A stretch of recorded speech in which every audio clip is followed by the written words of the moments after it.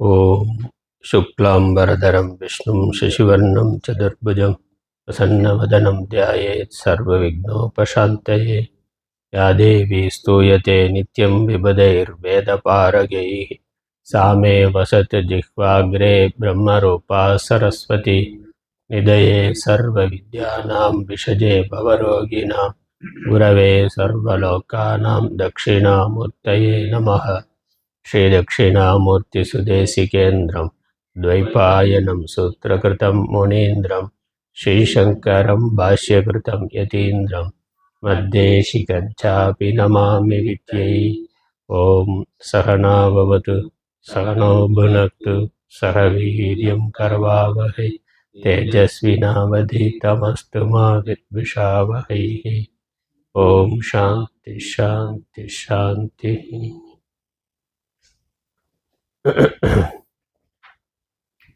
केनोपनिषत् शांति पाठ। ओम आप्यायन्तु ममांगानि वाक्प्राणश्चक्षुश्रोत्रमतो बलमिन्द्रियाणि च सर्वाणि प्राणश्चक्षुश्रोत्रमतो बलमिन्द्रियाणि च सर्वाणि सर्वं ब्रह्मोपनिषदम् माहं ब्रह्म निराकुर्याम् मामा ब्रह्म निराकरोत् अनिराकरणमस्त्वनिराकरणं मे अस्तु तदात्मनि निरतेय उपनिषत्सु धर्मास्ते मयि सन्तु ते मयि सन्तु। ओम शांति शांति शांति।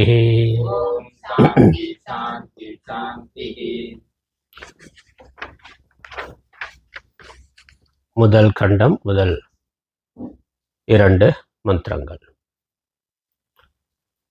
ஓம் கேனேஷிதம் பததி பிரேஷிதம் மனஹ கேன பிராண பிரதம பிரைதியுக்தஹ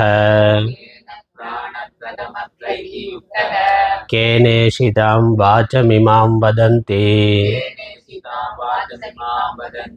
चक्षुश्रोत्रं कवदेवो युनक्ति श्रोत्रस्य श्रोत्रं मनसो मनो यद् वाचोह वाचं सव प्राणस्य प्राणः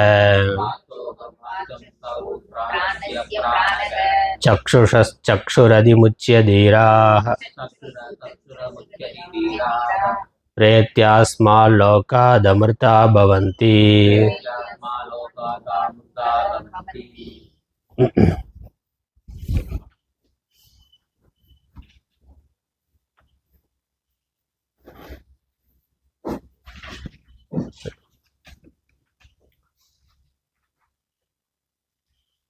உடல், பிராணன், மனது இவைகளுக்கு வேறாக இவைகளை நடத்துகின்ற ஒன்று இருக்கின்றது.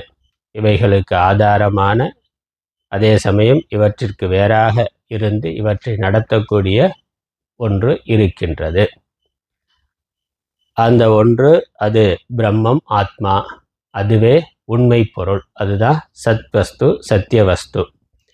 அதனை சார்ந்துதான் இந்த உடல் முதலானவை இருக்கின்றன. அல்ல, உடம்பை சார்ந்து ஆத்மா இல்லை, ஆத்மாவை சார்ந்து உடல் இருக்கின்றது. ஆத்மாதான் உண்மை பொருள். உடலானது ஆத்மாவை சார்ந்து இருக்கின்ற ஒரு தற்காலிகமான தோற்றம். இதுதான் உண்மை. இதுதான் உபனிஷத் சொல்லுகின்ற ஆத்ம தத்துவம். இதை ஒருவன், ஒரு ஜீவன், ஒரு மனிதன் குரு மூலமாக ஆராய்ந்து அறிந்து உடல் நான் என்ற தவறான எண்ணத்தை மாற்றி ஆத்மா நான் என்ற எண்ணத்தை என்ற அறிவை அடைய வேண்டும். ஆத்மாவை பற்றிய அறிவினால் உடல் நான் என்ற தவறான அறிவை நீக்க வேண்டும். அதற்காக உடம்பு நான் இல்லை என்று சொல்லிடலாமாண்ணா? உடம்பு நான் இல்லைன்னா அது வேற ஒரு ஆள், இன்னொரு ஆள்னு சொல்ல முடியாது. உடம்பு என்னிடத்தில் இருக்கின்றது, உடல் ஆத்மாவாகிய என்னிடத்தில் இருக்கின்றது, ஆத்மாவாகிய நான் உடலை பயன்படுத்தி கொண்டு இருக்கின்றேன். அதாங்க ஞானம். உடம்போடு நாம் இருந்தாலும், உடம்புல இருந்து விவகாரங்களை செய்தாலும், உடம்பு மட்டுமே நான்கிறது தவறான எண்ணம். உடல் இருக்கின்றது, உடலை நான் பயன்படுத்தி கொண்டிருக்கின்றேன். நம்ம இடத்துல எவ்வளவோ பொருள்கள் இருக்கு, அந்த மாதிரி உடலும் ஒரு பொருள், ஒரு ஜட பதார்த்தம். அதுதான் நம்ம இருக்கிற வீடு, பயன்படுத்துகின்ற வாகனம், இதெல்லாம் அது ஜடமானது. நாம் அவற்றை பயன்படுத்தி கொண்டிருக்கின்றோம். நமக்காக அவை இருக்கின்றன, அவற்றிற்காக நாம இல்லை.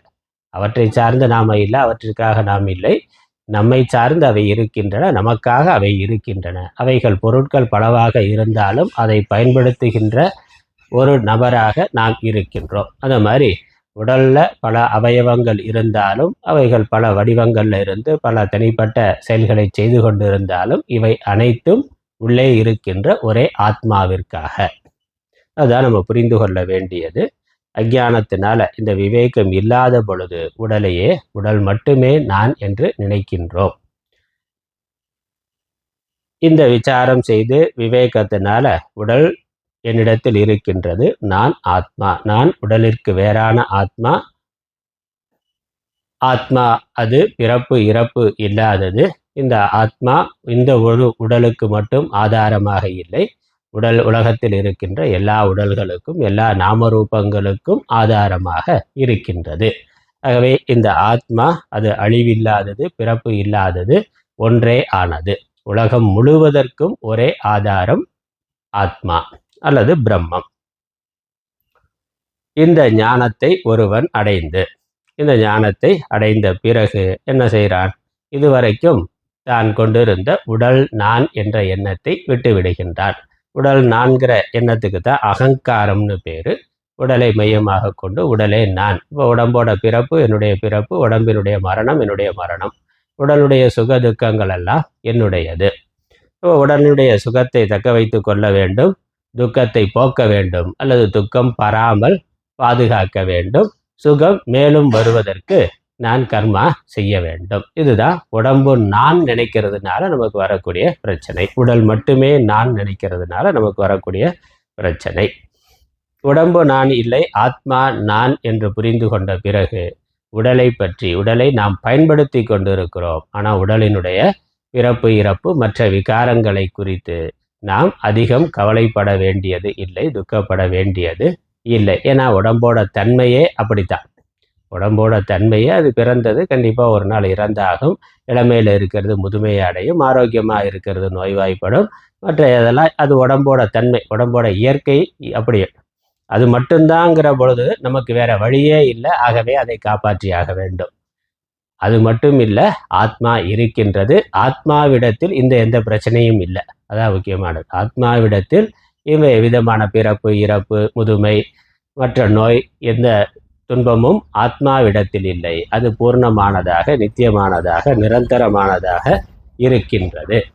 அதனால அதை புரிந்து கொண்ட நாம் தற்காலிகமான உடம்பினுடைய விகாரங்களை குறித்து கவலைப்பட வேண்டியது இல்லை. அந்த உடம்பு நான்கிற எண்ணத்தை விட்டாலே அந்த பிரச்சனைகள் தீர்ந்துவிடும். பிரச்சனை இருக்கும், அப்புறம் முழங்கால் இருந்தால் முழங்கால் விலகு வரத்தான் செய்யும், வயசானால் வரக்கூடிய பிரச்சனைகள் வரத்தான் செய்யும், மற்ற நோய்கள் நோயினால் வரக்கூடியவைகள் வரத்தான் செய்யும். அது நான்கிற பொழுது, அபிமானத்தோடு இருக்கிற பொழுது வருகின்ற துன்பத்தினுடைய அளவு வேற, அது என்னிடத்தில் இருக்கிறதுங்கிற நினைக்கிற பொழுது வரக்கூடிய துன்பத்தின் அளவு வேற. இயற்கையாக உடம்புக்கு வர்றது வருது, அதை அதிகமாக்கி காமிக்கிறது எதுனா அபிமானம் தான். மனசு எந்த அளவுக்கு பற்று கொண்டிருக்கோ அந்த அளவுக்கு நமக்கு துன்பம் மிகுதியாக இருக்கின்றது. இப்போ பற்று எந்த அளவுக்கு குறையுதோ அந்த அளவுக்கு பிரச்சனை இருக்கும். ஆனால் அதை எப்படி சரி செய்யறதுன்னு பார்க்கலாம், அது துக்கமாக இருக்காது. அதான் அங்கே ஞானம். இப்போ தினசரி எத்தனையோ ஜீவர்கள் பிறக்கிறார்கள், எத்தனையோ ஜீவர்கள் இறக்கிறார்கள், எத்தனையோ உடல்கள், எத்தனையோ குழந்தைகள் பிறந்து கொண்டே இருக்கு. ஒரு பக்கம் பிறப்பு நடந்து கொண்டே இருக்கு, இன்னொரு பக்கம் இறப்பு நடந்து கொண்டே இருக்கு.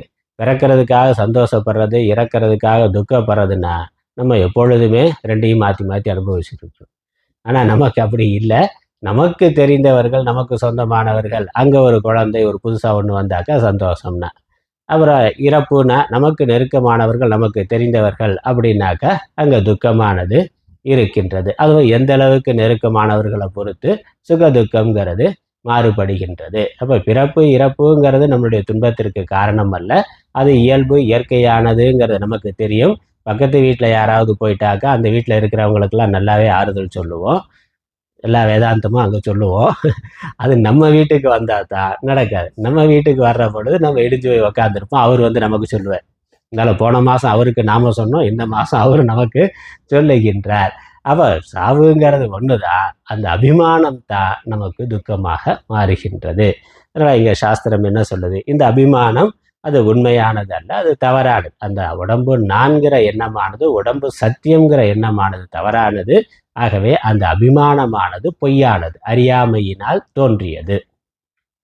இந்த விவேகம் ஏற்பட்ட பிறகு உடம்பு இருக்கு, உடம்பை பயன்படுத்தி கொண்டு இருக்கிறோம், உடம்பு ஒரு நாள் போகக்கூடியது, அது அதனுடைய தன்மை என்று புரிந்து கொண்டு என்ன பண்ணுறோமோ அதை பண்ணலாம், அவ்வளோதான். சரி பண்ணுறதுக்கு முயற்சி பண்ணலாம். ஏதோ நோய்வாய்ப்பட்டு இருக்குனாக்கா அதுக்கு சரி பண்ணுறதுக்கு என்ன பண்ண முடியுமோ அதை நம்ம பண்ணலாமே ஒழிய, சரி செய்ய முடிஞ்சு அது சரி ஆகலைன்னா என்ன பண்ணலாம், அது பாட்டுக்கு இருந்துட்டு போகுது, அது அதோட பிரச்சனைனா.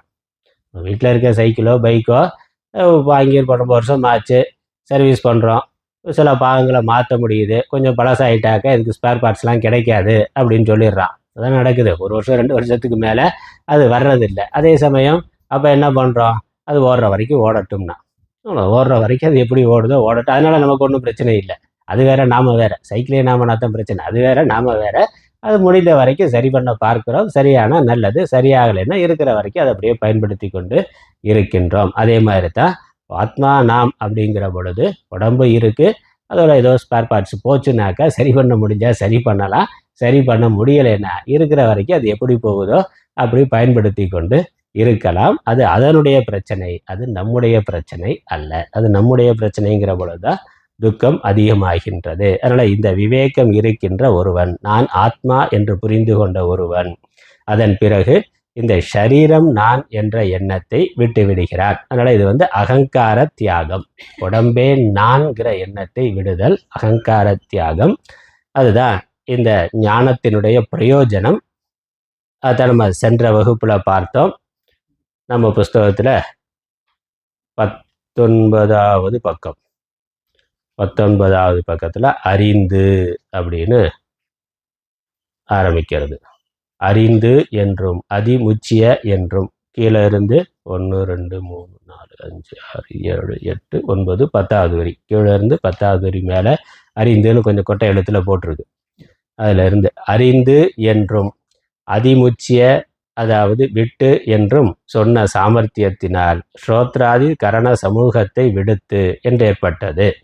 இல்லை, அதை அறிந்து ஆத்மா நான் என்று அறிந்துனாக்க உடம்புக்கு வேறான ஆத்மா நான் என்று அறிந்து, அதுக்கப்புறம் அதிமுச்சிய என்றால் விட்டு அப்படின்னு அர்த்தம். விட்டுன்னு எதை விட்டு, இது வரைக்கும் உடம்பு நான் என்று நான் நினைத்து கொண்டிருந்த அந்த எண்ணத்தை விட்டு, அந்த தவறான எண்ணத்தை, தவறான அறிவை விட்டு விட்டு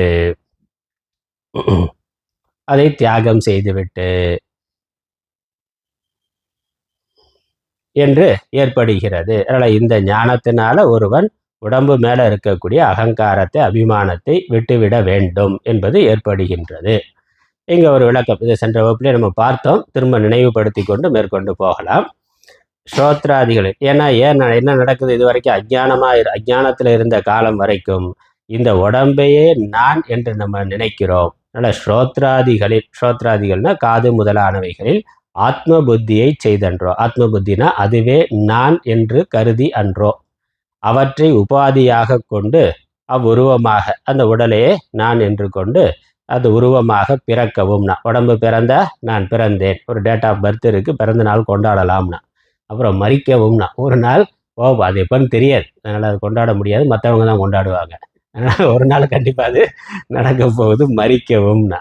அப்புறம் அதுக்கு நடுவில், பிறப்பு இறப்புக்கு நடுவில் சம்சரிக்கவும்னா இன்ப துன்பம், வெற்றி தோல்வி, லாபம் நஷ்டம், புகழ்ச்சி இகழ்ச்சி, உயர்வு தாழ்வு, நோய் ஆரோக்கியம், எல்லா விதமான இருமையும் மாறி மாறி வந்து கொண்டிருக்கும்.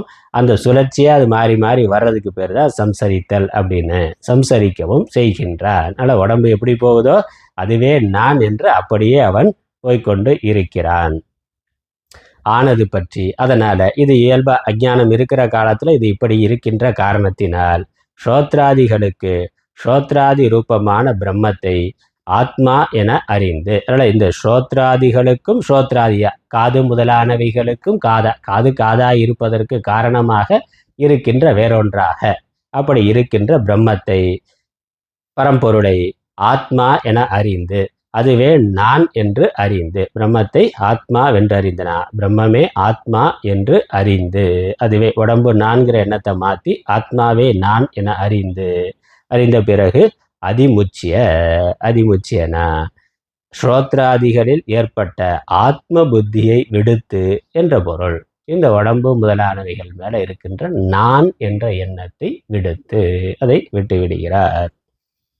எவர்கள் ஸ்ரோத்ராதிகளில் ஆத்ம புத்தியை விடுகின்றனரோ அவர்கள் தீரர்கள், புத்தியுள்ளவர்கள். அதனால் இதை இவ்வாறு விடுவதற்கு ஒரு புத்திசாலித்தனம் வேணும், ஒரு ஞானம் வேண்டும். அந்த ஞானம் தான் நமக்கு உபனிஷத் படிக்கிறதுனால, சாஸ்திரங்களை படிக்கிறதுனால கிடைக்குது. இல்லைன்னா விட முடியாது. சாதாரணமாக நான்கிற அகங்காரத்தை விட்டு விடு அப்படின்னா விட முடியுமா? அதை விட்டுட்டா அப்புறம் யார் இருப்பாங்கிற கேள்வி இருக்குது. அப்போ இதை விட்டுட்டா ஆத்மாதான் நான்கிறது புரிந்தாதான் இதை விட முடியும், இல்லைன்னா விட முடியாது. ஒரு படியிலேருந்து அடுத்த படிக்கு போகணும்னா அடுத்த படியில் காலை வச்சு தானே முதல் படியிலேருந்து காலை எடுக்க முடியும், இல்லைன்னா எடுக்க முடியாது. இப்போ ஆதாரம் இல்லாமல் வெறுமனே விட்டு விடு. பொதுவாக ஆன்மீகம் அப்படின்னாலே அகங்காரத்தை விடுனா, அகங்காரத்தை விட்டால் அவ்வளோ அதான் ஆன்மீகம், வேற ஒன்றும் இல்லைன்னா அது எப்படி விடுறது? அதானே அது தெரியணும்ல, தெரிஞ்சால் தானே விட முடியும். அகங்காரத்தை விட்டுட்டா அப்போ அங்கே வேற யார் இருக்கிறது? நான் அகங்காரத்தை விட்டு விட்டவனாக்கும் அப்படின்னு சொன்னால் அது ஒரு பெரிய அகங்காரம். அதனால் அதை விட்டவன் யார்? அவள் அதை விடணும்னாக்கா எப்படி விடுறதுங்கிறது தெளிவாக இருக்கணும். அப்புறம் அது ஏன் விடணுங்கிற கேள்வி வருது. அகங்காரத்தை விட்டு விடு அப்படின்னாக்கா அது ஏன் விடணும் நான் அப்படிங்கிறதுக்கு தெளிவு இருக்கணும்ல, அப்போ தானே விட முடியும். அதனால் ஒரு சிஷ்யன் குருகிட்ட போனான். அதெல்லாம் ஜென் கதையில் வர்றது. போன உடனே என்னன்னா அவர் சொன்னார், போன உடனே நான் செத்த பிறகு வா அப்படின்னாராம். குரு சொல்கிறாரு, இவன் போனாலே நீ சிஷியராக ஏற்றுங்கண்ணா, நான் செத்த பிறகு நீ வா போ அப்படின்ட்டார். நீங்கள் செத்த பிறகு நான் உங்கள்கிட்ட வந்து என்ன பண்ணுறது?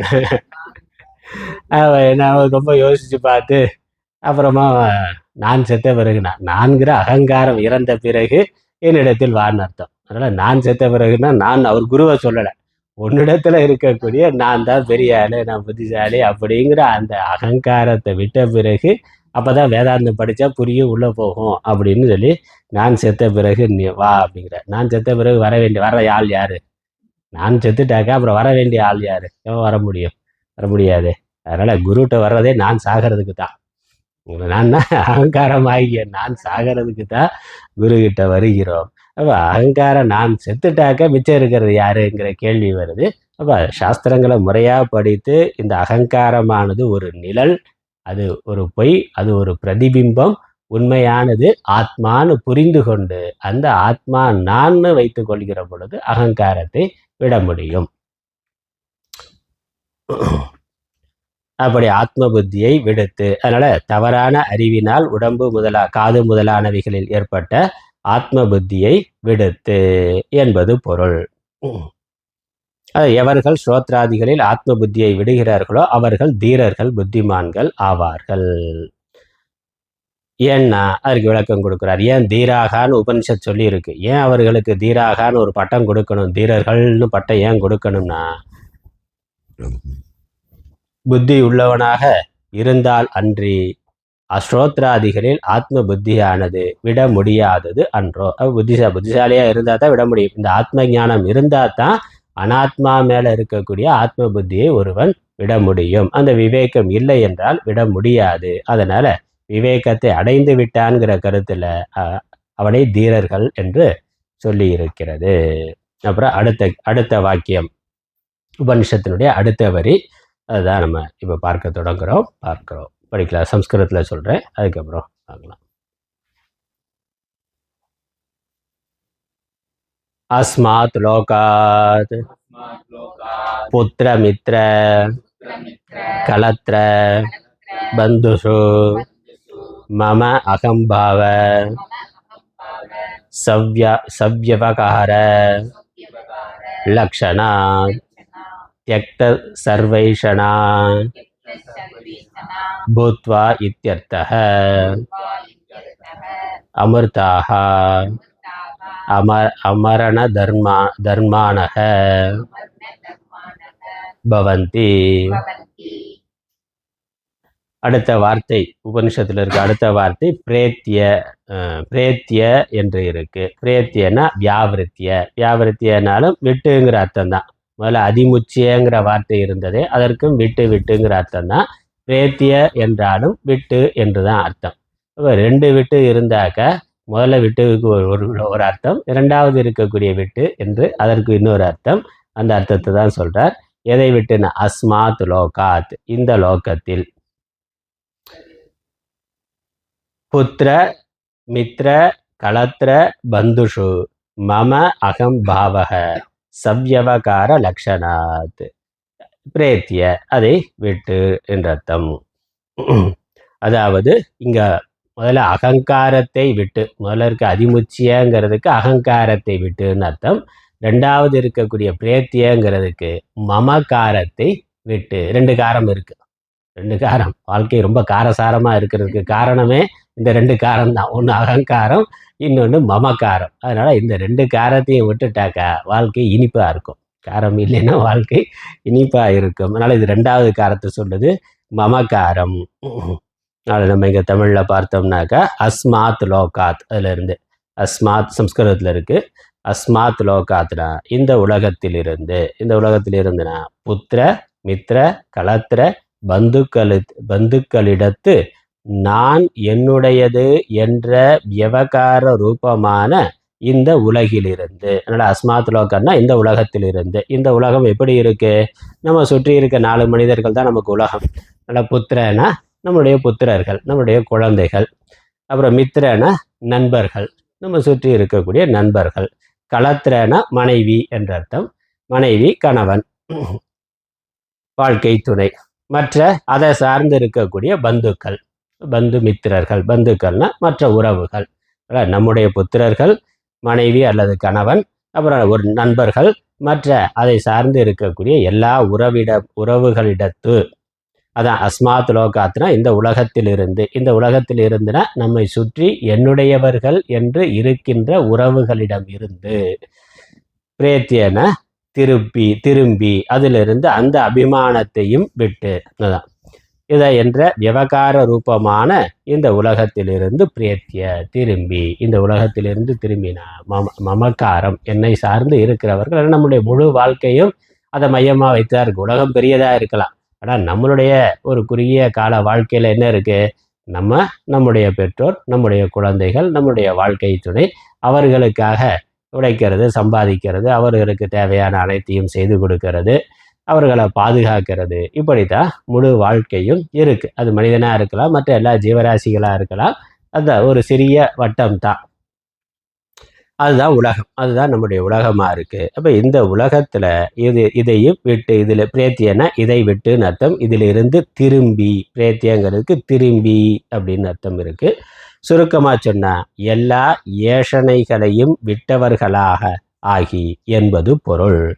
அதனால் ஏஷனான ஆசை, ஆசைக்குரிய விஷயம். விருப்பம், ஆசை, விருப்பம், பற்று அப்படின்னு அர்த்தம். எல்லா பற்றுக்களையும் விடுத்து. பொதுவாக ஏஷனாத்ரயம்னு சொல்லுவோம். பிரதானமாக இருக்கக்கூடிய 3 விதமான ஆசை: மண்ணாசை, பெண்ணாசை, பொன்னாசை. அல்லது புத்திரேஷனா, வித்தேஷனா, லோகேஷனான்னு சம்ஸ்கிருதத்தில் சொல்லுவோம். புத்திரன் முதலான உறவுகள், அப்புறம் செல்வம் முதலான அசைகிற சொத்து, அசையாத சொத்துனா. அசைகிற சொத்து இந்த உறவுகள் எல்லாம். அதனால் உயிர் பற்று, உடல் பற்று. தமிழில் சொன்னால் உயிர் பற்று, உறவு பற்று, அப்புறம் பொருட்பற்று. புறப்பற்று 2 விதமாக இருக்குது. பற்று முதல்ல அகப்பற்று, புறப்பற்றுன்னு 2. புறப்பற்றில் உறவு பற்று, பொருட்பற்று. அந்த உறவு பற்று, பொருட்பற்று 2ஐயும் விடுத்து. அதுக்கு பேர் தான் மமக்காரத்தை விடுதல். மமனா என்னுடையது, இவர்கள் எல்லாம் என்னுடையவர்கள், இதெல்லாம் என்னுடைய உடைமைகள் என்கிற எண்ணத்தை விட்டவர்களாகி. அப்படின்னா அதெல்லாம் சன்னியாசம் பண்ணிடணுமா, விட்டுறணுமான்னா அது இருக்கலாம். அதுதான், அது என்னுடையதுங்கிற எண்ணத்தை விடணும், அவ்வளோதான். அவர்கள் இருக்கிறார்கள், நாமும் இருக்கிறோம், ஒரு விதியினால் சேர்ந்து இருக்கிறோம். விதி இருக்கிற வரைக்கும் சேர்ந்து நம்மளுடைய வாழ்க்கை போகும். விதி மாறினா அது மாறிவிடும், அவ்வளோதான். இதெல்லாம் சேர்க்கையுமே தற்காலிகமானது. அது விதியினால் சேர்க்கப்படுகின்றது. அதனால் இப்போ இந்த பிறவியில் உறவுகளாக இருக்கக்கூடியவர்கள் போன பிறவியில் அவர்கள் யாரோ நம்ம யாரோ தெரியாது. அடுத்த பிறவியில் யார் எங்கே போவோங்கிறது தெரியாது. அதனால் இந்த இது தற்காலிகமாக நடுவில் இருக்கக்கூடிய சேர்க்கை இது. அதனால் இந்த உறவுகள் அப்படிங்கிறது தற்காலிகமாக ஏற்பட்டு இருக்கக்கூடிய இந்த சரீரத்தை இந்த பிறவியை மையமாக கொண்ட சொந்தங்கள் அவை. போன பிறவியில் யார் நமக்கு உறவுகளாக இருந்தது தெரியாது. அடுத்த பிறவியில் யார் உறவுகளாக வருவார்கள் தெரியாது. இந்த பிறவியில் அவர்கள், அவ்வளவுதான். அதனால் இது ஒரு தற்காலிகமானது தான். அதனால் இதுவே எல்லாம், அவர்கள்தான் எல்லாம் என்ற எண்ணத்தை விடுதல். அதனால் நான் என்னுடையதுன்னா இவர்கள் என்னுடையவர்கள்ங்கிற எண்ணத்தை விட அது சாதாரணமாக இருக்கிறது, இவர்கள்லாம் என்னுடையவர்கள் அப்படின்னு ரொம்ப அபிமானம் அதிகமாக போச்சுன்னா என்ன ஆகுது, நானே அவர்கள்னு ஆயிடுது. என்னுடையதுங்கிறத உடம்பு நான் நினைக்கிறது ஒன்று, ஆனால் சுற்றி இருக்கக்கூடிய ஏதோ ஒரு உறவு மேலே அதீதமான பற்று வர்ற பொழுது என்னது, அதுவே நான் ஆகி விடுகிறது. அப்போ அது இருந்தால் தான் நான் இருப்பேன், அது இல்லைன்னா என்னுடைய வாழ்க்கை இல்லை. அதனால் உன்னிடத்தில் என்னை கொடுத்தேன்னா, அதனால் உன்னிடத்தில் கொடுத்து அதுக்கப்புறம் உன்னிடத்தில் வெளியே இருக்கிற ஆளையே பார்க்கிறார். அது இளம் பருவத்தில் காதலன் காதலியாக இருக்குது, திருமணமாகி குடும்பம்னு வர்ற பொழுது குழந்தைகள் மேலே இருக்குது. அவ்வளோதானே. பெற்றோர்களுக்கு குழந்தைகள் தான் தங்களுடைய வாழ்க்கையாக இருக்குது. குழந்தை இல்லைன்னா நானே இல்லை அப்படிங்கிற அதீதமான பற்று வருது. உறவுகள் மேலே வந்தால் பரவாயில்ல, சிலருக்கு அதை விட்டுட்டு பொருள் மேலே வருது. பொருள் மேலே, உடைமைகள் மேலே அதீதமான பற்று வருது. அதனால் என்னென்னா, உடைமை பெருசா உறவுகள் பெருசான்னா சொத்து தான் பெருசு. அதனால் அண்ணன் தம்பி அடிதடி வந்தாலும் சரி, வெட்டுக்குத்து வந்தாலும் சரி, சொத்தை பங்கு போட்டு கொடுக்க மாட்டேன். எது ஒரு அடிக்கு வயல் வரப்புல அண்ணனா தம்பியானா அதுக்குள்ளே சண்டை, அதில் கோர்ட்டு கேஸுன்னு சொல்லி அலைஞ்சு கொண்டு இருக்கான் ஒரே குடும்பத்தில். அப்போ என்னது, உறவுகள் மேலே இருக்கக்கூடிய பற்றை விட அந்த ஜடப்பொருள்கள் உடைமைகள் மேலே இருக்க பற்று இன்னும் அதிகமாகி அதுவே நான் ஆகின்றது. அதெல்லாம் நம்ம பார்த்து கொண்டு இருக்கிறோம். அப்போ எந்த விஷயமா இருந்தாலும் எதன் மேலே நமக்கு அதீதமான பற்று வருகிறதோ அதையே நம்ம நான் என்று நினைக்க தொடங்கி விடுகிறோம். அதனால் அகம் மம பாவகங்கிற நான் என்னுடையதுன்னா, அந்த உடம்பை நான் நினைக்கிறது அகங்காரம். ஆனால் புறத்தில் இருக்க என்னுடையதுன்னு சொல்லப்படக்கூடிய உறவுகளையோ அல்லது ஜடப்பொருள்களையோ அதுவே நான் நினைக்கிற எண்ணம் கூட வருது. அதில் மித்யா அகங்காரம், அது மித்யா நான், அது நான் கவுனாத்மான்னு சொல்லுவோம். இந்த சரீரம் மித்யாத்மா, புறத்தில் இருக்கக்கூடிய உறவுகளை நான் நினைக்கிறது அது கவுனாத்மான, அப்படி அதை நான் நினைக்கிறது. இந்த மமக்காரத்தை விடுதல், அதை விட்டவர்களாகி. அதனால் முதல்ல சரீரம் நான்கிற அகங்காரம் போச்சுனாக்கா உறவுகள் என்னுடைய, இதுவே நான் இல்லைங்கிற பொழுது சார்ந்த உறவுகள் என்னுடையதுங்கிறதும் இருக்காது. அப்போ அதனால என்னென்ன, அதனால ஒன்றும் ஆக போகிறதில்ல. சரீரம் நான்கிறத விட்டுட்டு அப்புறம் அந்த சரீரத்தில் தான் வசிக்கிறோம். சரீரம் நான்கிற அபிமானத்தை விட்டுட்டு சரீரம் இருக்கிற வரைக்கும் சரீரத்தை பயன்படுத்தி கொண்டு இருக்கிறோம்.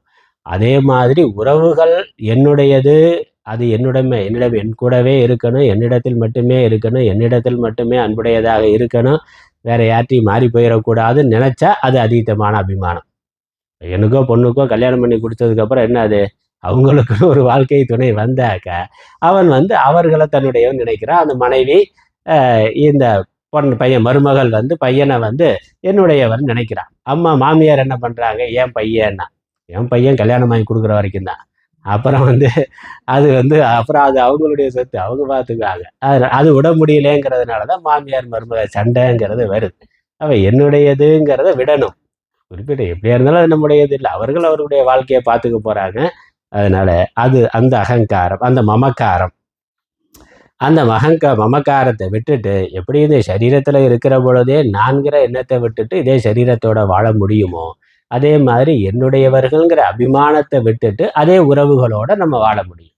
அபிமானம் பலமாக இருக்கிற பொழுது தான் விட்டு கொடுக்க முடியாதது, மற்ற சண்டை சச்சரவுகள் எல்லாமே வருது. அபிமானம் குறைய அது ஒரு சுமூகமான வாழ்க்கையாக இருக்கும், ஒரு விட்டு கொடுத்து போகக்கூடிய தன்மையானது இருக்கும். அதனால் அந்த மமக்காரத்தை விடுதல், இவர்கள் என்னுடைய உறவுகள் என்ற எண்ணத்தை விட்டு விடுதல். இந்த உடைமைகள் எல்லாம் என்னுடையது, என்னிடத்துல மட்டும்தான், என்னுடைய நினச்சா கூட பரவாயில்ல, இது என்னிடத்துல மட்டும்தான் இருக்கணும், நான் யாருக்கும் கொடுக்க மாட்டேன்னா, யாரையும் கொடுக்க மாட்டேன், யாருக்கும் விட்டு கொடுக்க மாட்டேன், அவர்கள் என்னிடத்துல மட்டும்தான் பேசணும், வேற யார்ட்டையும் பேசக்கூடாதுன்னா, என்னிடத்துல மட்டும்தான் அன்பு செலுத்தணும், வேற யாரிடத்துல அன்பு செலுத்தக்கூடாது அப்படின்னு நினைக்கிற பொழுது தான் அதுதான் மமக்காரம். இருக்காங்க, எல்லாரும் சேர்ந்து இருக்கிறோம், அவ்வளோதான். அதனால இந்த அதனால மமக்காரத்தை விட்டவர்களாகி, அதனால இந்த ஆத்ம ஞானம் வர்றதுனால இந்த சரீரத்தின் மேல இருக்கக்கூடிய நான்கிற எண்ணத்தை விட்டு விடுகிறான். சரீரம் சம்பந்தமான உறவுகள் உடைமைகள் மேல இருக்கக்கூடிய என்னுடையதுங்கிற எண்ணத்தை விட்டு விடுகிறான். ஏன்னா இந்த சரீரமே மித்தியானா சுத்தி இருக்க எல்லா சரீரமும் மித்தியாதான். அப்புறம் நான் ஆத்மானா உள்ள இருக்கக்கூடிய எல்லா சரீரத்துக்குள்ளேயும் அதே ஆத்மாதான் இருக்கிறது. அதனால என்னுடையவர்கள்ங்கிற எண்ணம் போய் அதுவே நான்கிற எண்ணம் வருது. ஆத்மாதான் அதுவே நான்னா ஆத்மாவாகிய நான் தான் எந்த ஒரு உடம்புல இப்படி இருக்கிறேன், அந்த உடம்புல அப்படி இருக்கிறேன், நானே எல்லா உடல்களாகவும் இருக்கிறேன். அப்ப நான் நீங்கிற அந்த உடலை மையமாக கொண்ட பேத உணர்வு நீங்கி எல்லாம் நான்கிற ஆத்ம உணர்வானது வருகின்றது. அதனால இது ஒரு வெறுப்புங்கிறது இல்லை, உண்மையான புரிந்து கொள்ளுதல். அந்த இடத்துல அன்பானது அருளாக மாறி விடுகிறது. இந்த சுத்தி இருக்க 4 உறவுகள் மட்டும் என்னுடையதல்ல, உலகத்துல இருக்க எல்லா உடல்களுமே என்னுடையதுன்னா எல்லாவற்றுக்குள்ளும் ஆத்மாவாக நான் இருக்கிறேன். நான் தான் அதை பயன்படுத்திக்கிறேன். இந்த உடம்புல இப்படி இருக்கிறேன், அந்த உடம்புல அப்படி இருக்கிறேன், அவ்வளவுதான். அது எறும்பா இருந்தாலும் என்னவா இருந்தாலும் எல்லா உடல்களும் என்னிடத்தில் இருக்கின்றன. அதனால இந்த ஸ்மால் ஐ, அகங்காரமாகிய சின்ன ஐய ஆத்மாங்கிற பெரிய ஐயாக மாற்றி விட வேண்டும். அங்கதான் அன்பானது அருளாக மாறி விடுகிறது. பாந்தவாக சிவபக்தாச்ச அன்னபூர்ணா ஸ்தோத்திரத்தில் படிக்கிறோமே, மாதாச்ச பார்வதி தேவி பிதா தேவோ மகேஸ்வரக பாந்தவா சிவபக்தாச்ச. உறவுகள் யாருன்னா பக்தி இருக்க எல்லாருமே என்னுடைய உறவுகள் தான் என்ற அந்த விஸ்வ மனது வந்து விடுகிறது. அப்படி வர்ற பொழுது உலகத்துல வெறுப்பு சண்டை சச்சரவுங்கிறது குறைந்து விடுகிறது. நான் என்னுடையதுங்கிற எல்லையானது மாறி எல்லாமே நான் என்ற எண்ணமானது வருகிறது. அதனால் எனக்கு பகை அப்படிங்கிறது இல்லை. இது என்னுடைய ஜாதி அப்படிங்கிற பொழுது அவன் வேற ஜாதிங்கிறது வருது. அப்போ என்னுடைய மதம் அவன் வேற மதம் அப்படிங்கிற பாகுபாடு வருது. இந்த ஜாதி மதம் எல்லாம் உடலை மையமாக கொண்டது. மற்ற எல்லா பேதங்களும் என்னெல்லாம் பேதம் இருக்கோ எல்லாமே உடம்பை மையமாக கொண்டது. தற்காலிக விவகாரத்துக்காக ஏற்பட்டது. உண்மையிலே இங்கே எல்லாம் ஆத்மஸ்வரூபம் இருக்கிறது. ஒரே ஆத்மான்னு சொல்லலாம், அல்லது இறைவன் சொல்லலாம். எல்லா சரீரத்துள்ளும் எல்லா ஜீவனுள்ளும் ஒரே இறைவன் இருக்கின்றான். அதுவே உண்மை பொருள்ங்கிற பொழுது உலகத்தை சமமாக பார்க்கின்ற பார்வையானது வருகின்றது. அது ஆத்ம ஞானத்தோட பிரயோஜனம். அப்ப அந்த குறுகிய நான் எனது என்ற எண்ணத்தை அவர்கள் விட்டு விடுகிறார்கள். அகங்கார மமகாரத்தை அவர்கள் விட்டு விடுகிறார்கள். அவருடைய அகம்பாவமானது போய்விடுகின்றது ஆத்ம ஞானத்தினால. அதனால அதனுடைய பிரயோஜனம் என்னது? அதான் கடைசி வாக்கியம், அமிர்தா பவந்தி அமிர்தாக பவந்தி. அவர்கள் அமிர்தர்கள் ஆகிவிடுகிறார்கள். மிருத்தம்னா மரணம், அமிர்தம்னா அமரணம். அதனால அமரண தர்மானகனா மரணம் இல்லாத தர்மத்தை அடைந்தவர்களாக அவர்கள் ஆகிவிடுகிறார்கள்னா, மரணம் சரீரத்துக்கு, ஆத்மாவுக்கு மரணம் இல்லை. நான் ஆத்மா, ஆகவே எனக்கு மரணம் இல்லை. அது மட்டும் இல்லை, இந்த சரீர அபிமானம் அகங்காரம் போனதுனால இந்த சரீரத்தை நான் என்று நினைத்திருந்த காலத்தில் செய்த எல்லா புண்ணிய பாபங்களும் இல்லாமல் போய்விடுகிறது. அந்த கர்மா போன, ஏன்னா பிறவி இல்லாமல் போகிறதுனா கர்மா இல்லாமல் போகணும். இவர்கள் அமிர்தர்களாக ஆகிவிடுகிறார்கள் சாஸ்திரம் சொல்லுது. அதனால் இங்கே என்ன சொல்லியிருக்கு தமிழில் பார்த்தாக்கா, அமிர்தர்களாக அப்படின்னா மரண தர்மம் அற்றவர்களாக ஆகிவிடுகிறார்கள், ஆகின்றனர். அப்படின்னா இந்த சரீரம் இருக்கிற சரீரம் போயிடும், திரும்ப இன்னொரு சரீரத்தை எடுப்பது இல்லை. சரீரம் எடுத்தாத்தனா சாகணும். இருக்கிற சரீரம் அதற்கு மரணம், அது பிராரப்தம் விதி இருக்கிற வரைக்கும் இருக்குது, அது போயிடும். அதுக்கப்புறம் இந்த ஆத்மா, இவர்கள் இந்த ஜீவன் இதுவரைக்கும் நான் பிரித்து வைத்திருந்த ஜீவத்துவமானது போய்விடுகிறது. அகங்கார நாசம் வர்ற பொழுது இந்த பிறவியை அடுத்தடுத்த உடல்களை எடுத்து கொண்டிருக்கிறது இந்த அகங்காரம் தான். அதனால் போன வகுப்பில் அதான் நான் விரிவாக சொன்னேன். இந்த ஆத்மா ஒன்று இருக்குது, உடம்பு இருக்குது. ஆத்மாவுக்கு உடம்புக்கு நடுவில் அகங்காரமாகிய ஜீவன் இருக்கின்றான். இந்த ஜீவன் அவ்வப்பொழுது எந்த சரீரத்தை எடுக்கிறானோ அந்தந்த சரீரத்தில் நான்கிற அபிமானத்தை கொண்டு விவகாரம் பண்ணுறான். ஆனால் அது ஒரு பொய்யானது. விழிப்பு நிலையில் ஸ்தூல சரீரத்தில் நான்கிற அபிமானம் விவகாரம் பண்ணுறோம். கனவுல என்ன ஆச்சுன்னா, கனவுல வேற ஒரு சரீரத்தில் இருந்து நான். அப்போ எந்த சரீரம் உண்மையானது? கனவுல இருக்க நான் உண்மையான ஆளா, விழிப்பு நிலையில் இருக்க நான் உண்மையான ஆளானா? விழிப்பு நிலையில் இருக்கிற பொழுது இந்த நான் உண்மையானால் கனவு நிலைக்கு போனால் அது உண்மையான ஆள்னா.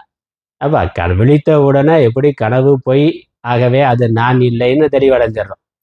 கனவுல இருக்கிற வரைக்கும் கனவு உடம்ப, கனவு விவகாரங்களை நான் நம்ம நினைத்திருந்தாலும் எப்போ வெளிப்படைகிறோமோ அப்பொழுது அது மறைந்து விடுகிறது. அது ஆகவே அது உண்மை இல்லைங்கிற தெளிவு நமக்கு இருக்கு. அது ஒரு கனவு, கற்பனைனா. அதே மாதிரி விழிப்பு நிலையில கனவுல இருந்த நான் இல்லைங்கிறதுனால அது உண்மை இல்லை என்றால், கனவு நிலையில நான் இருக்கிற பொழுது விழிப்பு நிலையில இருக்கு இந்த நான் இல்லையே, அப்ப அது உண்மை இல்லை. அங்கே இது அது அங்க இருக்கிறது இங்க இல்லைங்கிறதுனால அது உண்மை இல்லைனா, இங்க இருக்கிறது அங்க இல்லையே, அதனால இதுவும் உண்மை இல்லை. கனவு நான் எப்படி உண்மை இல்லையோ, கனவுல இருந்த உடல் எப்படி உண்மை இல்லையோ, அதே மாதிரி நனவு நானும், நனவுல இருக்க நான் உண்மை இல்லை, அந்த உடலும் உண்மை இல்லை. அப்ப எது உண்மைனா, இந்த விழிப்பு கனவு இந்த ரெண்டுலேயும் மாறாத ஒரு ஆத்மா இருக்கின்றது, அது உண்மையானது. அது மாறுறதில்லை. ஆழ்ந்த தூக்கத்துக்கு போற பொழுது ஆத்மா இருக்கு, அங்க ஆள் இருக்கிறான்.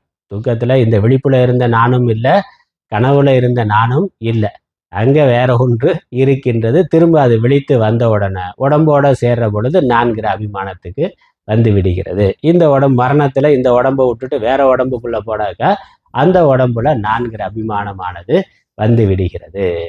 ஒரு குரு சிஷ்யர் இருந்தானா, அந்த குரு மரண தருவாயில இருந்த அவருக்கு அவருக்கு அவரோட ஞான திருஷ்டியில யோக சக்தியினால பார்த்தார். இந்த பிறவி நமக்கு கடைசி பிறவியா இல்லை வேற ஏதாவது இருக்கான்னு பார்த்தாக்க அவருடைய பிராரப்தப்படி இன்னொரு பிறவி இருக்கு அப்படின்னு தெரிஞ்சது அவருக்கு. என்னடா இன்னொரு பிறவின்னு பார்த்தாக்க பன்றியா பிறக்கிறதா இருந்தது.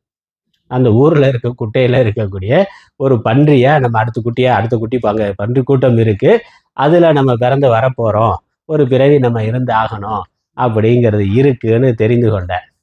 என்ன பண்றது, பிறக்கிறது இன்னொரு பிறவி வந்தா ஒரு நல்ல பிறவியா வந்தா பரவாயில்ல, போயும் பன்றியாவா பிறக்கணும் அப்படின்னு அவருக்கு ஒரு இது.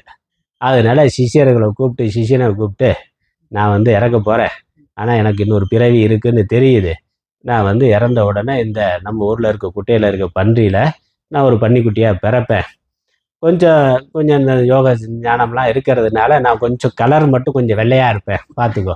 அது 10 குட்டி போட்டால் ஒரு குட்டி மட்டும் கொஞ்சம் வெள்ளையா இருக்கும், அதுதான் நான் புரிந்து கொண்டு அது பிறந்த உடனே அது போட்டு தள்ளிருந்துட்டார்.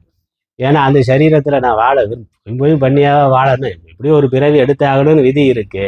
அதனால அந்த சரீரம் அழிஞ்சதுனாக்க எனக்கு முக்தி வந்துடும், அப்படியே இருந்தாலும் இன்னொரு பிறவி வேற பிறவிக்கு போகலாம், இந்த பிறவி வேண்டான்னா.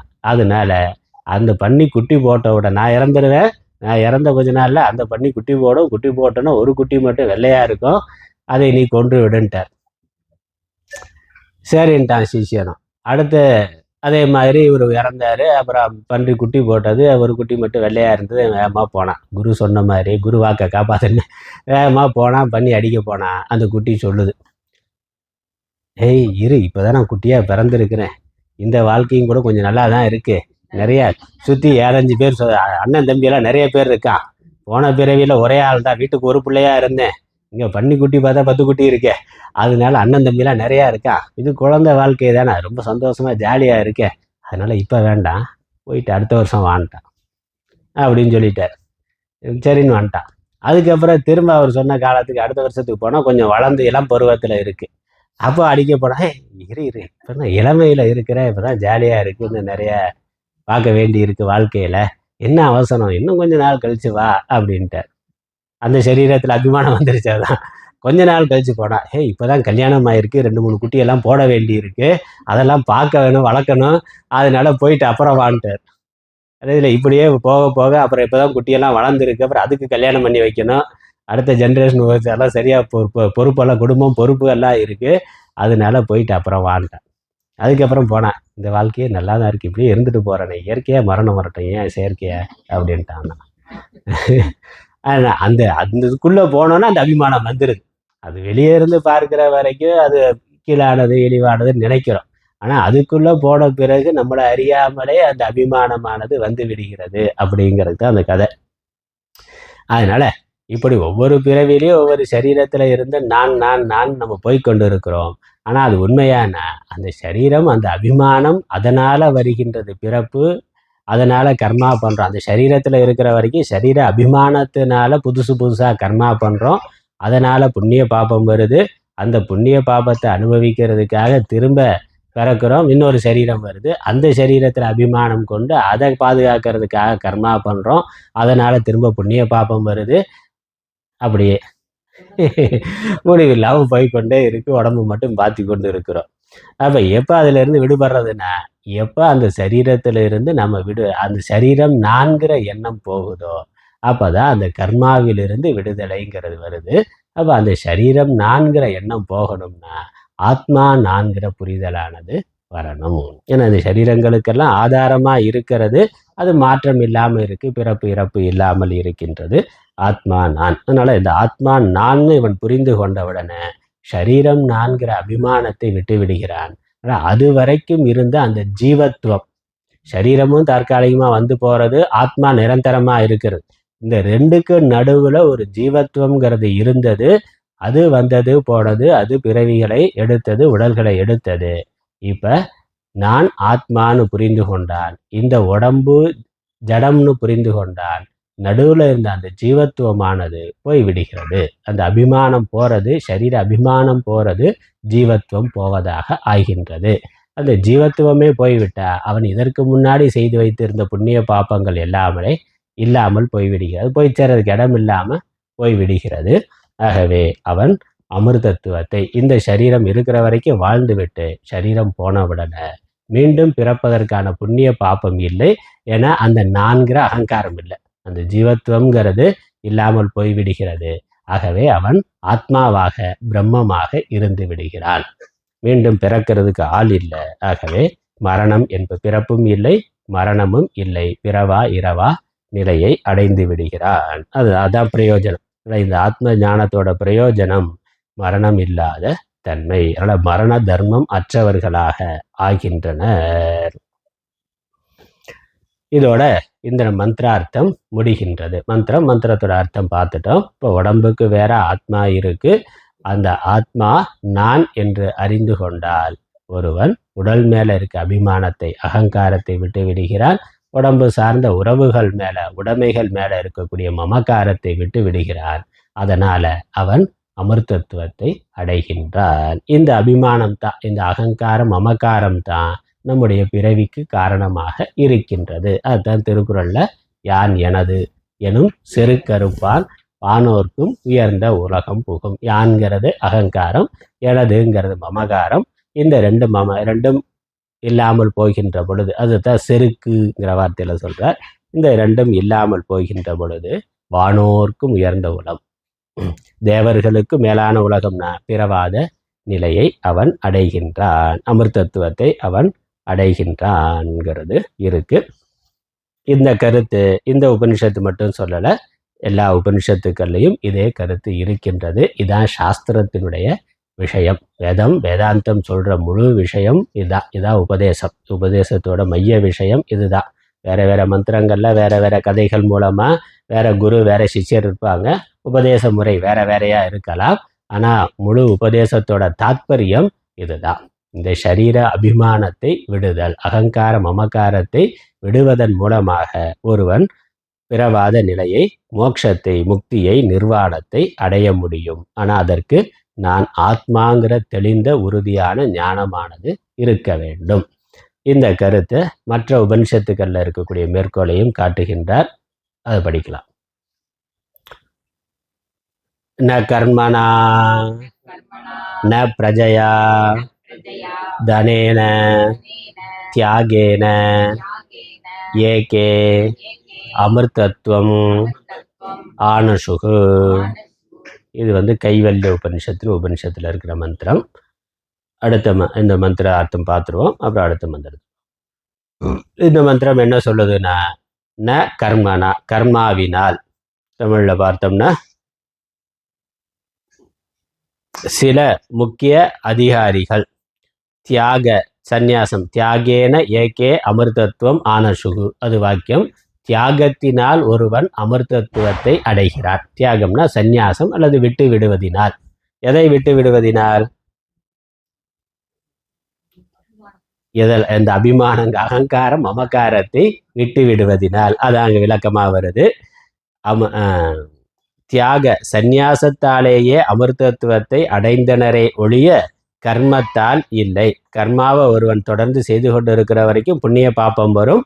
அதனால அதனுடைய பலனை அனுபவிப்பதற்காக அவன் பிறந்து கொண்டே இறந்து கொண்டே இருக்க வேண்டும். அதனால கர்மத்தினால ஒருவன் அமிர்தத்துவத்தை அடைய முடியாது. ஒன்று. அப்புறம் பிரஜையினால் இல்லை. ந பிரஜையா, ந கர்மனாங்கிறது கர்மத்தினால் இல்லை. அப்புறம் ந பிரஜையா, பிரஜைனா நம்மளுடைய குழந்தைகள், மக்கள், நம்மளுடைய வாரிசுகள். பிரஜையினால் இல்லை, நம்மளுடைய குழந்தைகளை உற்பத்தி பண்ணுறதுனால நாம் அமிர்தத்துவத்தை அடையிறதில்லை. அது பாட்டுக்கும் இருக்கும், வரும், சந்ததி போய்கொண்டே இருக்கும். அந்த குழந்தைகள் நமக்கு முக்தியை தர முடியாது. குழந்தை அதன் மூலமாக ஒருவன் முக்தி. குழந்தைகள் பித்ரு கர்மாவை பண்ணுறதுனால நம்ம பித்ருலோகத்துக்கு போய் இன்னும் கொஞ்சம் உயர்ந்த புண்ணியத்தை சுகத்தை அடையலாம். அதுக்கு குழந்தை வேணும். நல்லா அது வேணான்னு சொல். இந்த மரணம் இல்லாத மோட்சத்தை குழந்தைகள் தர முடியாது. ஆனால் குழந்தைகள் சாஸ்திரம் சொல்லி இருக்கிறபடி பித்ரு கர்மாக்கள்லாம் நம்ம போன பிறகு பித்ரு கர்மாக்கள்லாம் முறையாக பண்ணால் அதனால் ஏறக்கூடிய புண்ணியத்தினால பித்ருலோகத்தில் நம்ம சுகமாக இருக்கலாம். அவ்வளோதான் குழந்தைகளால் நமக்கு பிரயோஜனம். இருக்கிற போதே சாப்பாடு போடுறானா மாட்டானாங்கிறது உத்தரவாதம் இல்லை. செத்ததுக்கு அப்புறம் அவன் செய்கிறான அது செஞ்சான்னா கொஞ்சம் நல்ல விதமாக இருந்து செஞ்சான்னாக்கா, இருக்கிற போது போடலைனாலும் சில பயத்தினால இறந்த பிறகு பண்ணுறாங்க. அதாவது பண்ணுறான், இருக்கிற போது ஒழுங்காக பார்த்துக்கல, போனதுக்கப்புறம் ஏதோ பித்ரு சாபம் வந்துடக்கூடாது. நான் ஜோசியக்காரன் சொல்லிடுறேன், பித்ரு சாபம் இருக்கிற போது அம்மா அப்பாவை சரியாக பார்த்துக்கல, தாத்தா பாட்டியை ஒழுங்காக பார்த்துக்கல, அதனால தான் உன் பிள்ளை கஷ்டப்படுது, அதனால இந்த ஸ்ராத்தம்லாம் ஒழுங்காக பண்ணணும்னு ஜோசியக்காரன் சொன்னான். அதுக்கப்புறம் விழுந்து பண்ணுறான். அது இருக்கிற போதே பண்ணியிருக்கலாம்ல, அதை பண்ணுறான். அந்த மாதிரி அதுதான் பண்ண முடியும். பிரஜைகளால் கிடைக்கக்கூடிய பலன் அதுதானே ஒழிய அவர் மோட்சங்கிறது அதனால வராது. அப்புறம் தனத்தினால் இல்லை. எவ்வளவு பணம் வச்சுருந்தாலும் போகும்போது எல்லாத்தையும் விட்டுட்டு தான் போகணும். அங்கே கொண்டு போய் யமதர்மராஜாவுக்கு டிப்ஸு கொடுத்து கொஞ்சம் வேறு லோகத்தில் போட்டு, நரகலோகம் எனக்கு வேண்டாம், கொஞ்சம் நல்ல லோகத்தில் போடுன்னு சொல்ல முடியாது. இல்லை அங்கே வைகுண்டத்தில் போய் அங்கே காவலாளிக்கு டிப்ஸு கொடுத்து என்னை வைகுண்டத்தில் நிரந்தரமாக வச்சுக்கன்னு உள்ளே போக முடியாது. தனத்தை அங்கெல்லாம் எடுத்துகிட்டு போக முடியாது, இங்கே தான் விட்டு போகணும்னா. அதனால் தனத்தினால் இல்லை, பணத்தினாலேயோ இல்லை. அப்போ எதனால் வரும்னா, இதெல்லாம் விடுறதுனால தான் வரும்னா. அதை முதல் வரி சொல்லிடுச்சு. தியாகம்னா இந்த கர்மாவையும் உறவுகளையும் செல்வத்தையும் ஒருவன் விடுவதினாலேயே அமிர்தத்துவத்தை அடைகின்றனர். அப்போ விடுதல்ங்கிறது சந்நியாச வாழ்க்கை பிசிக்கலாக விட முடிஞ்சா விட்டுட்டு போகலாம். அதை விட முக்கியமானது அபிமானத்தை விடுதல். இவர்கள் நான், இந்த உடம்பு நான்கிற அகங்கார மமக்காரத்தை விடுதல். அதுதான் நிம்மதியாக இருக்கிறதுக்கான வழி. அதையும் திருவள்ளுவர் சொல்கிறார், அபாறுத்தல்ல யாதனின் நீங்கியான் நோதல் அதனின் இலன. எந்தெந்த விஷயத்தில் உனக்கு பற்று இல்லையோ அதனால் வரக்கூடிய பிரச்சனைகள் உனக்கு இல்லை என்பது. அப்போ எல்லாத்திலையும் எதுலேயுமே பற்று இல்லைன்னா எந்த பிரச்சனையும் இல்லை. அதனால் எவ்வளவு பற்ற விடுகிறோமோ அந்த அளவுக்கு பிரச்சனை குறையும். பற்ற விடவே முடியலன்னா எல்லா விதத்திலும் பிரச்சனை இருந்து கொண்டே இருக்கும். முழுக்க பற்ற விட முடிஞ்ச பிரச்சனைகள் முற்றிலும் போய்விடும் என்றும் இது கைவல்ய உபனிஷத் சொல்றது. அடுத்த உபனிஷத்து கட்டோபனிஷத்துல இருந்து ஒரு வாக்கியத்தை கொடுக்கிறார். பராஞ்சிகானே வியத்ருணத் ஸ்வயம்பூஹோ தஸ்மாத் பராங் பஷ்யதி ந அந்தராத்மன் கஷ்சித் தீரஹ பிரத்யக் ஆத்மானம் ஐக்ஷத் ஆவருத்த சக்ஷுஹு அமிர்தத்வம் இச்சன். இது கட்டோபனிஷத்தில் இருக்கிற மந்திரம். யமதர்மராஜா நச்சிகேதனுக்கு சொல்கிறது. இந்த தீராகான்னு சொன்னாரே, இந்த ஆத்ம ஞானத்தை உடையவர்கள் தீரர்கள் அப்படிங்கிறதுக்கான விளக்கம் வருது.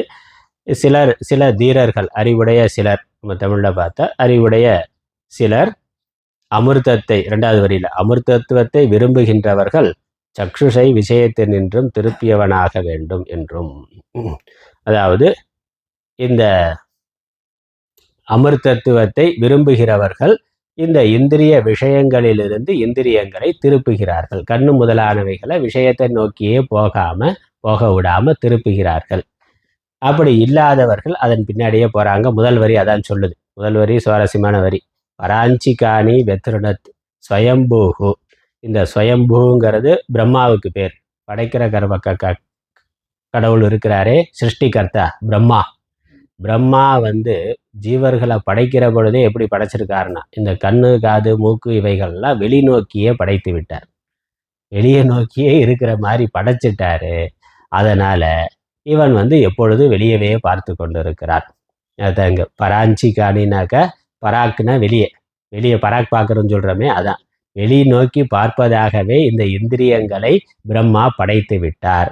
அதனால தஸ்மாத் பராங் பஷ்யதி ந அந்தராத்மா.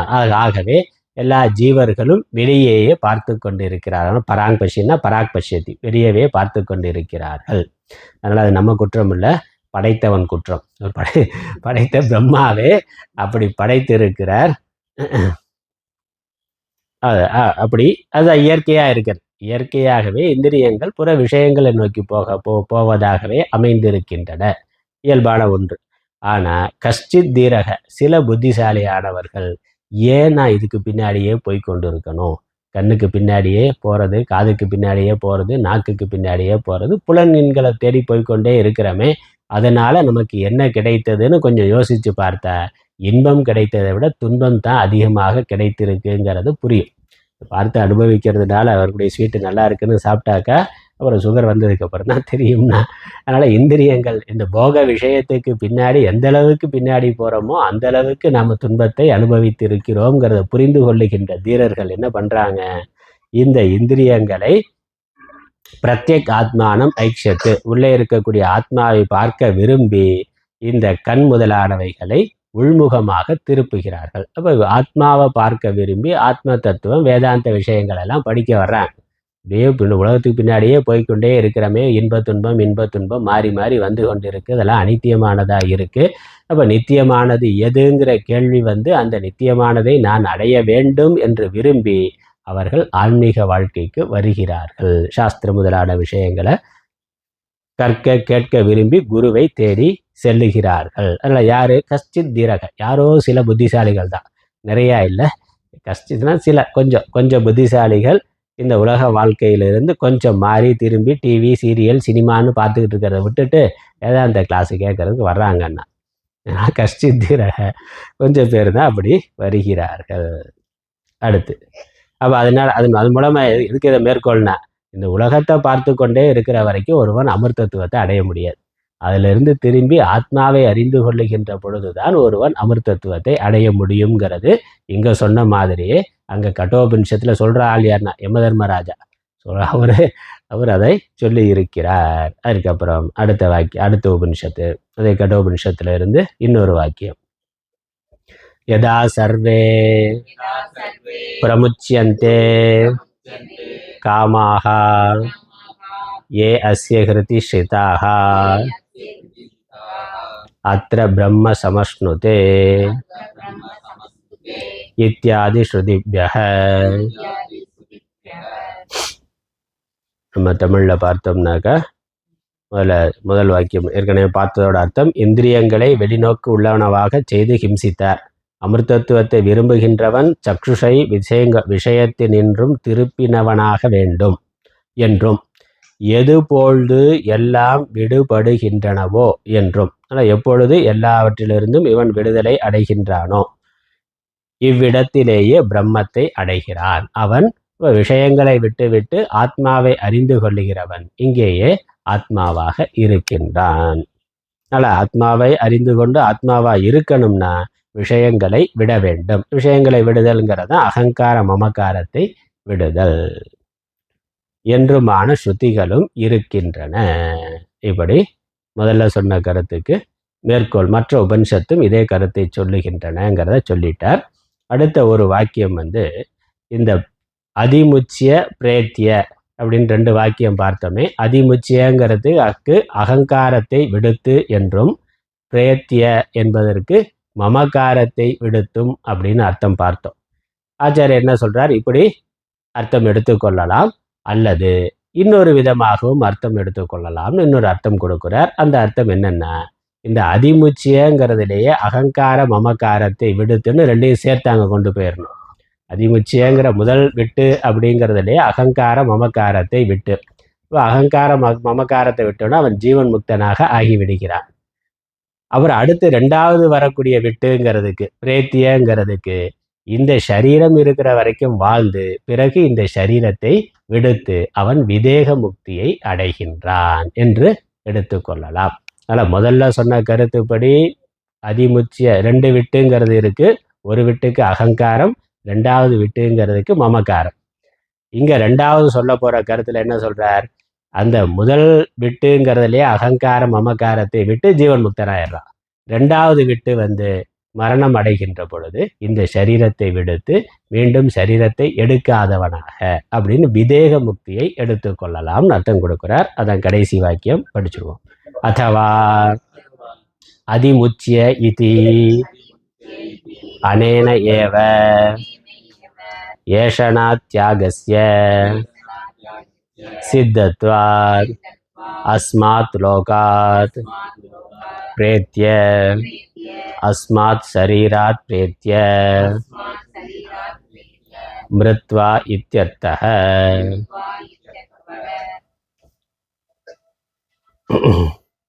அல்லது அதவான அல்லதுன்னு அர்த்தம். இந்த அதிமுச்சிய விடுத்து என்று முதல்ல இருக்கக்கூடிய விட்டு விடுத்துங்கிற அந்த என்றதினாலேயே ஏஷனா தியாகமானது சித்தமாகி விடுவதால் முதல்ல இருக்கக்கூடிய சரீரம் நான் என்ற எண்ணத்தை விடுத்துங்கிற பொழுதே சரீரம் நான் இல்லைன்னா சரீரம் சார்ந்த உறவுகளும் என்னுடையது இல்லை என்று ஆகிவிடுகிறது. அதனால் அதற்குள்ளேயே அது அடங்கி விடுகிறது. அகங்கார தியாகம் வர்ற பொழுதே மமக்கார தியாகமும் வந்துவிடும். ஆகவே 2ஐயும் சேர்த்து அங்கே எடுத்துக்கொண்டு சித்தமாகி விடுவதால் அடுத்த வாக்கியமா இருக்கக்கூடிய அஸ்மாத் லோகாத் பிரேத்திய, இந்த லோகத்தினின்றும் பிரேத்திய என்றதற்கு இந்த சரீரத்தினின்றும் மரித்த பின்னர் என்று பொருள். இந்த உடலை விடுகின்ற பொழுது அவன் விதேக முக்தியை அடைந்து விடுகிறான். இன்னொரு சரீரத்தை எடுப்பது இல்லை. அகங்கார மமக்கார தியாகம்னு எடுத்துக்கொள்ளணும், அல்லது ஜீவன் முக்தி விதேக முக்தி என்று எடுத்துக்கொள்ள வேண்டும். ஜீவன் முக்தினா இந்த சரீரம் இருக்கிற பொழுதே அகங்கார மமக்காரத்தை விடுத்து அதன் பிறகு ஞானியாய் யோகியாய் ஆனந்தமா அவர் இருக்கிறார். மரணம் வர்ற பொழுது அதற்கு அப்புறம் அதான் கடைசி மரணம், திரும்ப இன்னொரு உடலை எடுப்பது இல்லை. அதனால அதுக்கு விதேக முக்தின்னு பேர். விதேக முக்தினா மீண்டும் தேகத்தை அடையாத முக்த நிலை. அதான் கடைசி, அந்த சரீரம் தான் கடைசி சரீரம், அந்த மரணம் தான் கடைசி மரணம். ஏன்னா திரும்ப பிறந்து இன்னொரு சரீரத்தை எடுக்கிறது இல்லை, பிறவாத நிலையை அடைந்து விடுகிறார். அந்த பிறவாத நிலைங்கிறதுக்கு விதேக முக்தின்னு பேர். சாஸ்திரத்தில் விதேக முக்தியை அடைந்து விடுகிறார். அதுதான் அடைவுக்குறியில தமிழாக்கம் பண்ணவர் விளக்கம் கொடுத்திருக்கிறார். பிராரப்த ஆயத்தமான பிராரப்த கர்மத்தினால் தோன்றிய இந்த சரீரம் போனதும் முக்தராக ஆகிவிடுகின்றனர் அப்படின்னா விதேக முக்தியை அடைந்து விடுகின்றனர் என்று ஏற்படுகின்றது என்று அர்த்தமாகின்றது. சரி, இப்படி இந்த 2வது மந்திரத்தை அதனுடைய அர்த்தத்தை நம்ம நிறைவு செய்கின்றோம். முக்கியமான முழு வேதாந்த கருத்துக்களையும் சொல்லி இருக்கக்கூடிய மந்திரம். இந்த மந்திரத்தோட விளக்கமாக தான் அடுத்தடுத்த மந்திரங்கள் வருது. அதனால் இதில் என்ன சொல்லப்பட்டதோ அடுத்தடுத்த மந்திரங்களில் குரு அதை இன்னும் விவரித்து சொல்லுகின்றார். நம்ம அடுத்தடுத்த வகுப்புகளில் பார்க்கலாம். சரி. ஓம் ஈஸ்வரோ குருராத்மேதி மூர்த்திமேத விபாகினே व्योमवत्याप्तदेहाय दक्षिणामूर्तये नमः। ओम पूर्णमदः पूर्णमिदं पूर्णात् पूर्णमुदच्यते पूर्णस्य पूर्णमादाय पूर्णमेवावशिष्यते। ओम शांति शांति शांति। हरि ओम।